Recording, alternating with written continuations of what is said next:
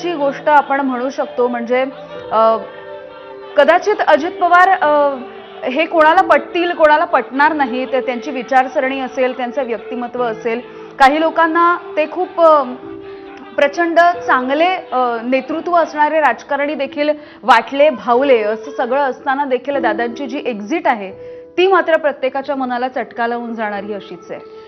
खरं तर यामिनी अजितदादांचं आपण राजकारण पाहिलं तर हे विशेषतः पुणे असेल, पिंपरी चिंचवड असेल, पश्चिम महाराष्ट्राचा ग्रामीण आणि निमशहरी भागात केंद्रित राहिलेलं होतं। मात्र तरीसुद्धा शहरी किंवा मेट्रो भाग जो आहे की पुण्यासारखा, मुंबईसारखा किंवा इतरही महाराष्ट्रातली जी काही मोठी शहरं आहेत या शहरांमध्ये देखील दादांविषयीच्या व्यक्तिमत्वाविषयी कुतूहल देखील राहिलेलं होतं।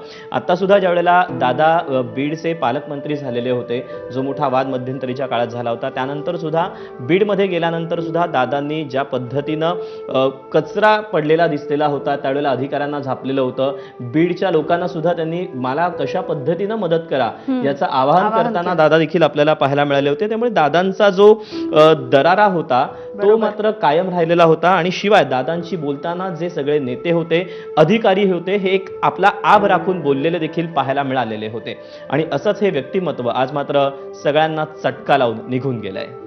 अगदी सत्तेत राहिलो तरच विकास करू शकतो असं एक त्यांचं वक्तव्य होतं, ज्यावरती वेगवेगळ्या पद्धतीच्या प्रतिक्रिया उमटलेल्या देखील आपण बघितलेल्या आहेत। खरं तर स्वतः अनेक वर्ष विरोधी पक्षामध्ये देखील ते राहिले, सभागृहामध्ये देखील विरोधी पक्ष नेते म्हणून त्यांनी कामगिरी बजावलेली होती, विरोधी पक्षांचा आवाज देखील त्यांनी बुलंद केलेला होता।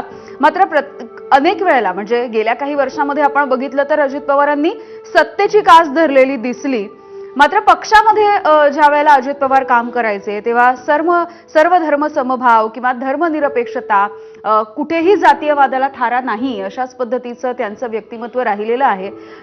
त्यामुळे कदाचित ते लोकनेते अशी उपाधी त्यांना आता मुख्यमंत्र्यांनी देखील दिली आणि अर्थातच ज्या पद्धतीचा हा जनसमुदाय आपण बघतो आहोत, ज्या प्रत्येक कार्यकर्त्याच्या डोळ्यामध्ये आज अश्रू आहेत, प्रत्येकाच्या अनेकांच्या टीव्हीवरती आपण जी दृश्य दाखवतोय सकाळपासून जे अपडेट्स देतोय ते बघताना काळजामध्ये सर्र होत आहे। कारण ही विमानाची दृश्य जर दीपक तू बघितलीस तर विमानाची जी अवस्था आहे ती बघूनच आपल्याला एक धडकी भरते। त्यामुळे अर्थात आपण म्हणू शकतो की हा अपघात किती मोठा असेल, किती दुर्दैवी असेल। आता सुद्धा सचिन हैर यांची प्रतिक्रिया आपण प्रेक्षकांना दाखवली होती, त्यावेळेला सुद्धा सचिन हैर यांनी म्हटलेलं की हा एक व्हिजन असलेला नेता होता आणि जे म्हणतात की ग्रामीण भागापासून ते केंद्रीय स्तरापर्यंत प्रत्येक प्रश्नांची जाण ही अजित पवारांना होती आणि त्यांची मातीशी सुद्धा तितकीच नाळ घट्ट जुळलेली होती।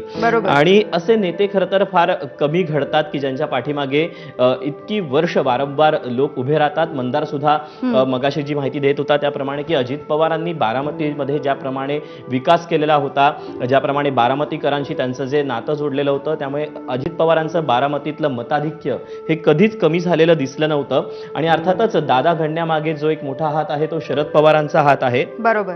पण या पलीकडे जाऊन बघायचं झालं तर दादांची मेहनत, सातत्य, अभ्यास आणि लोकांशी जुळलेली नाळ यामुळे लोकांनीच त्यांना दादा बनवलं हे आपण म्हटलं तर वावगं ठरणार नाही। पण त्यांची तुलना नंतर काहीशा प्रमाणात शरद पवारांची देखील व्हायला लागली, पण दादांनी स्वतः लक्ष दिलं नाही।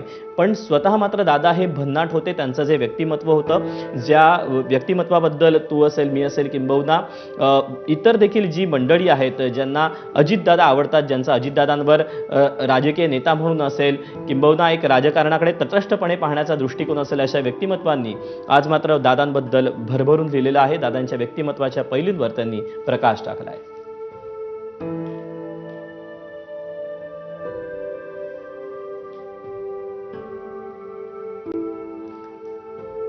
पंतप्रधान नरेंद्र मोदी यांनी देखील अजितदादांच्या या